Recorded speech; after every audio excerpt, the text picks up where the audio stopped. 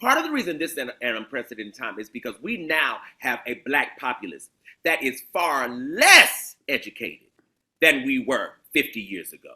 Oh my God.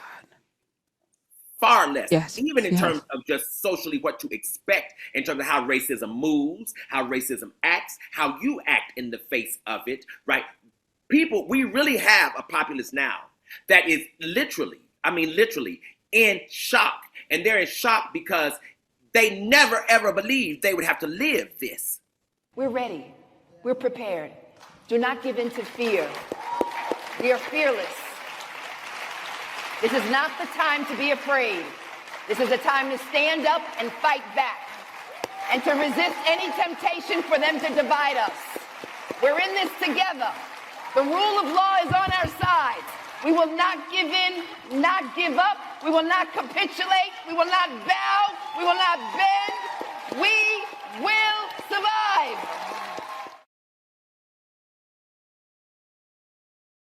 As far as leaving and not leaving, these aren't the same times as the 60s.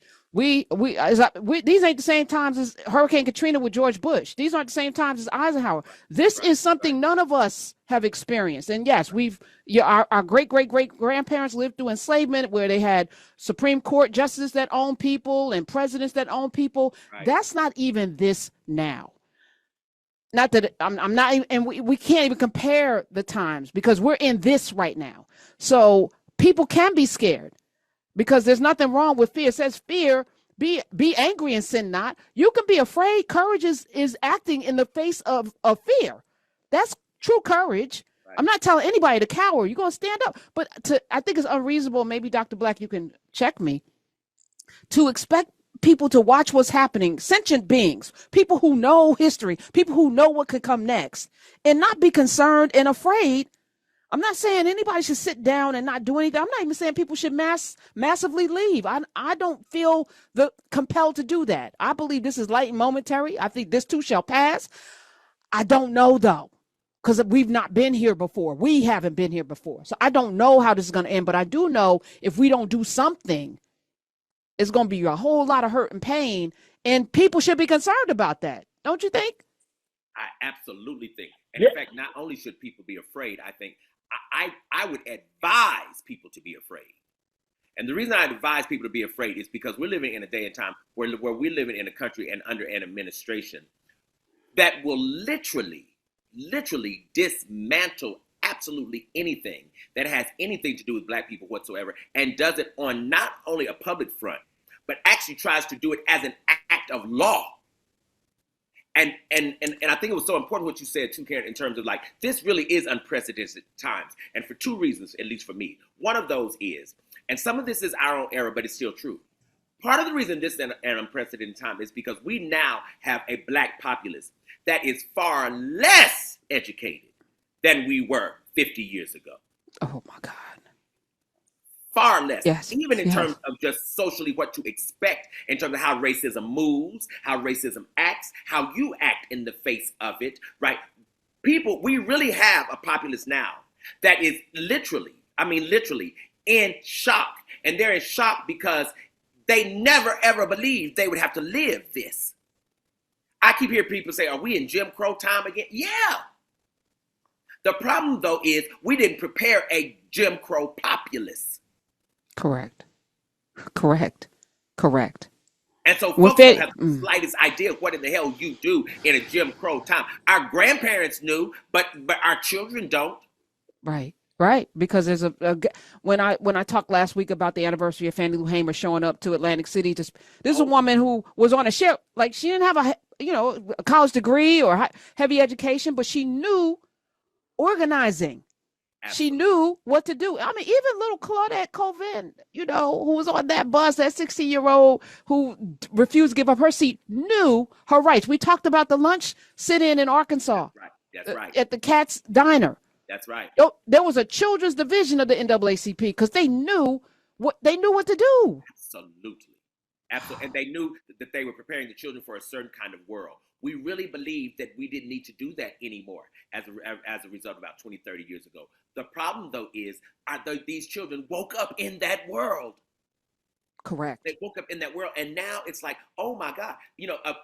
A year or two ago, there was a policeman here in Georgia who pulled over a white woman, and she happened to record it. And she was all frantic. She threw her hands up in the air, and she was like, don't shoot me. And the white policeman said, ma'am, relax, you're not black.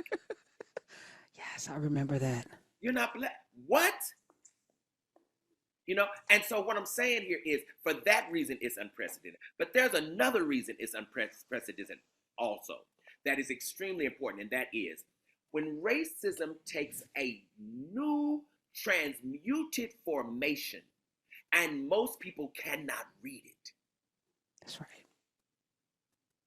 That's the other reason this is unprecedented.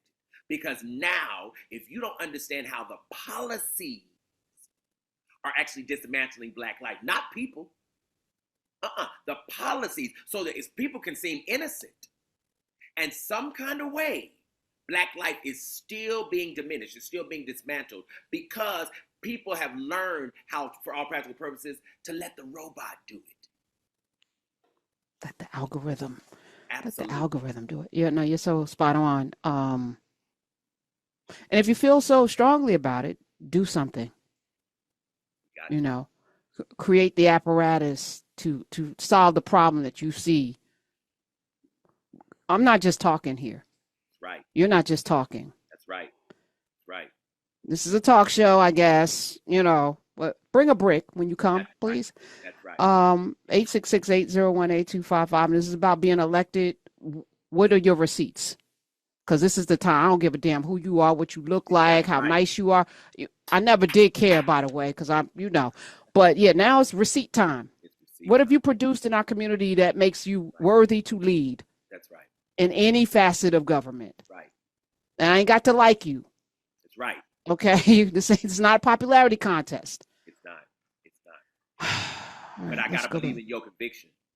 That and show something. That's right. We need people who have done something. This is a lot of the frustration that I feel is because we're expecting people who have been elected to have done something by now. That's right. That's and right. It doesn't matter whether Trump is doing stuff that's illegal. What is illegal if you can't enforce it? That's right. You know, they putting this man on a plane to Uganda, a place he ain't even from. What's his name? Kilmar Abrego Garcia. He's about to go to Uganda after they illegally deported him to someplace else and brought him back. And he's suing. And the judges can say it's wrong because they did bring him back. They didn't. Nobody could force that until he did. Yes, all of this is illegal. Who's enforcing it when he also controls the military? When he's also empowered the police unions that voted for this? Like, come on now. That's right. That's why I've been proud of the Democrats in Texas, because you got to do something. You got to disrupt some kind of way. And see, for me, the age of technology really is the invitation that everybody can do something. The brilliance about technology is it makes possible for you to speak to the whole world. You can do it on social media by yourself. You can start your own podcast. You can just get on there and make a statement. But the point is, you can do something that can absolutely affect the masses, and we need it. We're ready. We're prepared. Do not give in to fear. We are fearless. This is not the time to be afraid. This is a time to stand up and fight back, and to resist any temptation for them to divide us. We're in this together. The rule of law is on our side.